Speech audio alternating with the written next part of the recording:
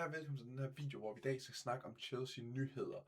Vi skal blandt andet snakke om Morgan Rogers til Chelsea for 117 millioner. Vi skal snakke om den nye udebanetrøje, der er lanceret. Og sidst, men ikke mindst, skal vi snakke om den her centerback-situation her, der kommer med reports fra andre centerbacks, som kun Lacroix og Jacob Ramon. Okay, først og fremmest skal vi snakke om Morgan Rogers til Chelsea. Her det er en ægte statement-signing. 117 millioner pund er rigtig mange penge.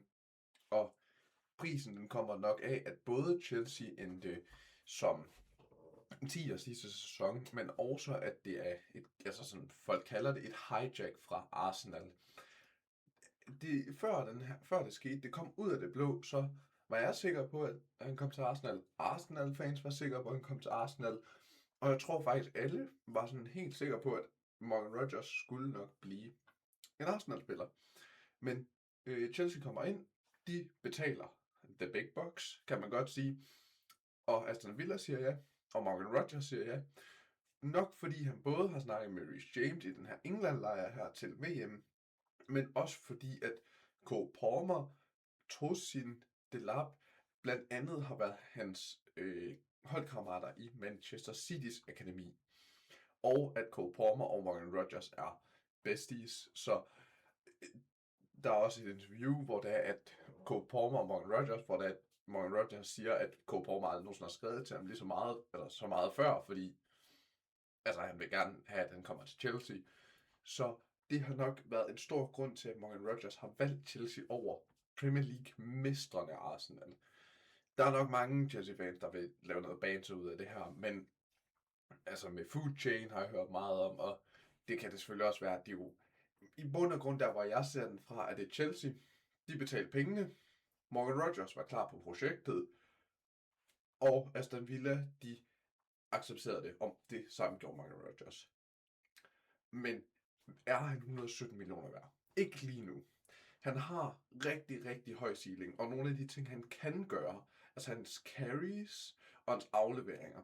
Han er en type, hvor det er, at du ikke helt, altså han er ikke one-dimensional. Han kan både lave en virkelig god carry, så med hans dribling, men også lave en voldsomt god aflevering.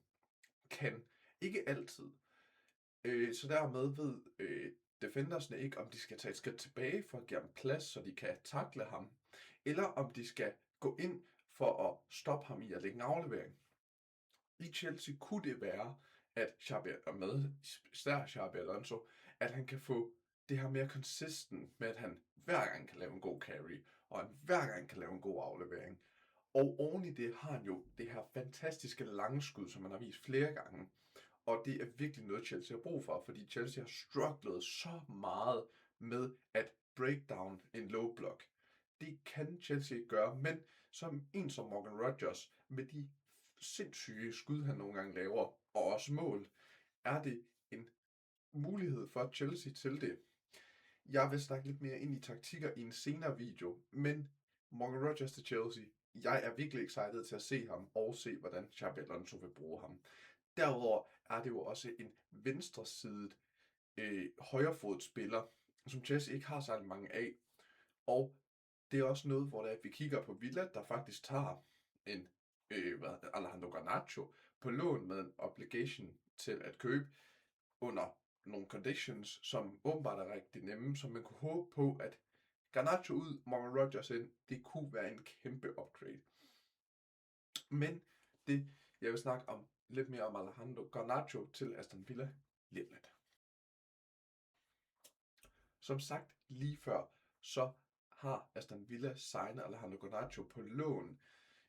Der er ikke særlig mange informationer ude lige nu, hvad jeg lige kan finde frem til, men man kunne forestille sig, at den her købsobligation, den er rigtig nem at klare, fordi at Aston Villa har allerede skrevet en 4-årig kontrakt med Alejandro Garnacho. Derudover så kunne man også forestille sig, at den her fee, den omkring det, som Chelsea de betaler for Garnacho, som er fuldstændig sindssygt, fordi han har haft en rigtig dårlig sæson, rigtig dårlig slutning til sæsonen. Der var et tidspunkt i midten af sæsonen, hvor han egentlig kunne have fået de her 3 games her, hvor han kunne vise det, at han var det værd, men det endte han både med ikke at få de 3 kampe, og han endte ikke rigtig med at vise Chelsea det, han ville. Dermed valgte Chelsea så at gå med Morgan Rodgers i stedet for.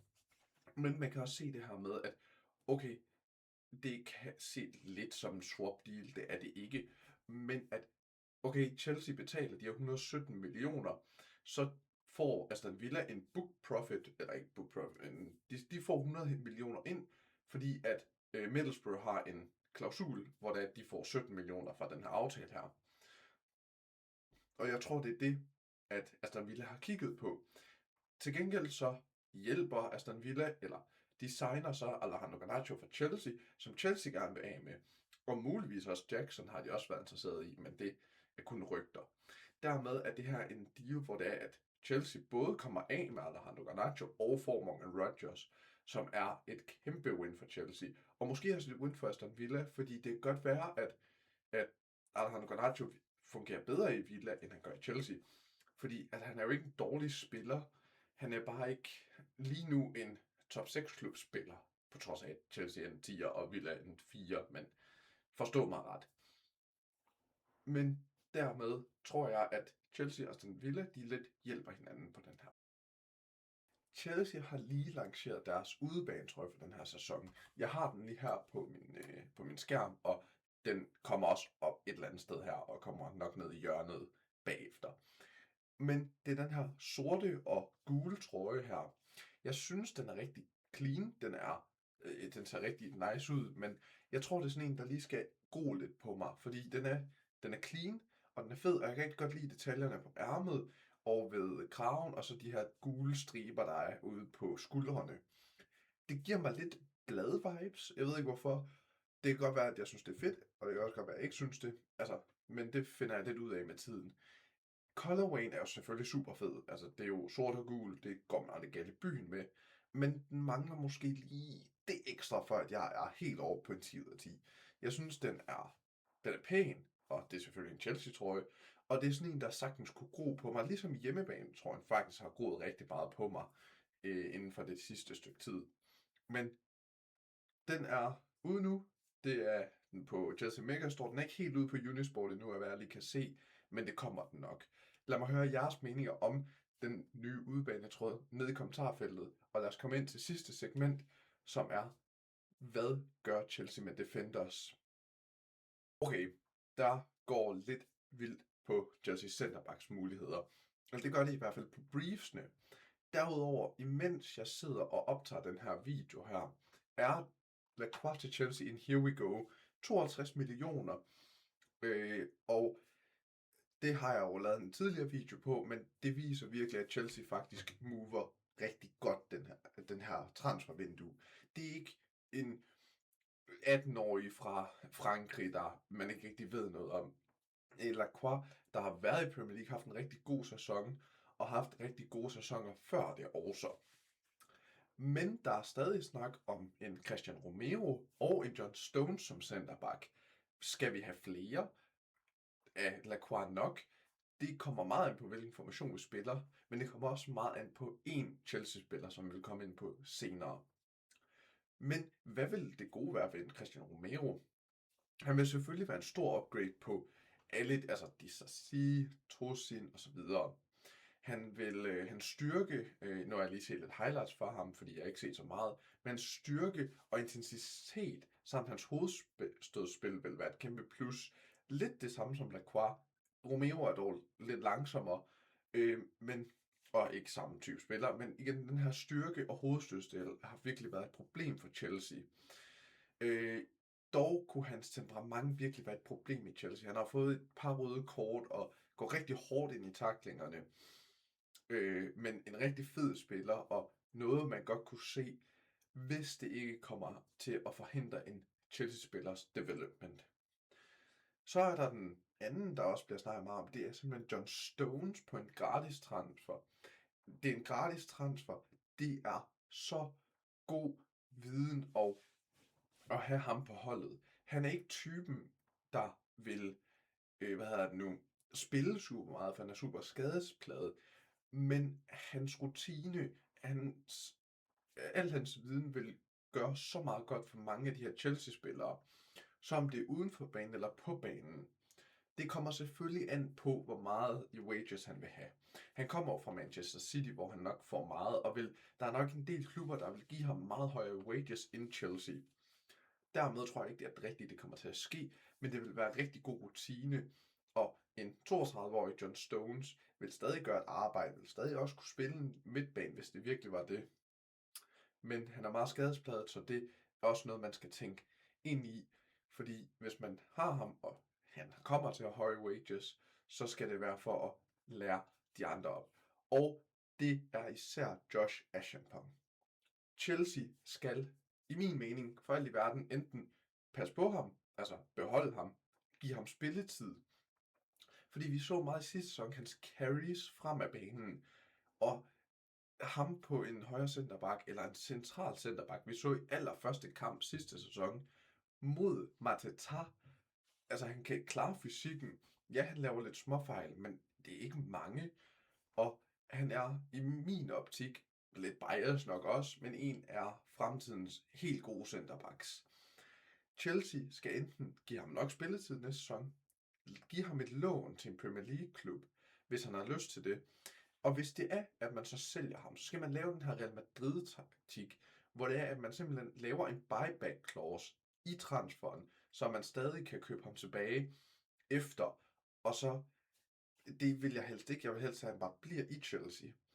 Derfor synes jeg også, det er lidt risky at lave flere centerback-signings, især når vi også skal have centerbacks ud. Altså, de skal sige, måske også Tosin, alt efter hvor mange vi køber, fordi men Tosin kunne godt være den her sådan, glue til Cole Palmer, og det er jo best mates. Det kan også godt være derfor, man køber Morgan Rodgers, så man egentlig kan få Tosin ud. En Chalobah vil jeg også personligt, kan jeg også godt lide, men der er bare for mange centerbacks. Jeg håber på, at Chelsea kan få solgt Disasi og Badiashile, og muligvis Tosin, men beholde Trevoh og låne Mamadou Sarr, beholde Josh, og så måske have Tosin som 5. 6. valgs centerback, hvis han har lyst til det. Men det kommer også meget an på, hvad Chelsea vil have book profits. Men en ting, der virkelig er fedt ved det transfervindue her, det er den her Lacroix-signing. Det gør så godt for centerbacksene, og det er sådan en god transfer i min optik. Okay, det var alt jeg havde for jer for den her video i dag. Lad mig høre alle jeres meninger på både Morgan Rodgers, Lacroix, hvad vi skal gøre med centerbacksene, og ikke mindst hvad I synes om den her Chelsea-trøje, udebanetrøje. Næste video, det kommer enten til at være en newsvideo, eller så kommer det til at være, at jeg dykker helt ned i Morgan Rodgers video. Jeg er i gang med at lave den, men jeg skal lige bruge lidt mere tid på at se, hvor godt jeg lige kan analysere det. Jeg prøver altid at gøre de her analyseringsvideoer lidt bedre og lidt mere vidensfokuseret på, hvordan at Morgan Rodgers rigtig spiller. Jeg har prøvet at dykke lidt ned, men jeg prøver lige lidt mere. Så den skulle komme op i løbet af nogle dage. Mange tak for at I har set med. Ha' det godt.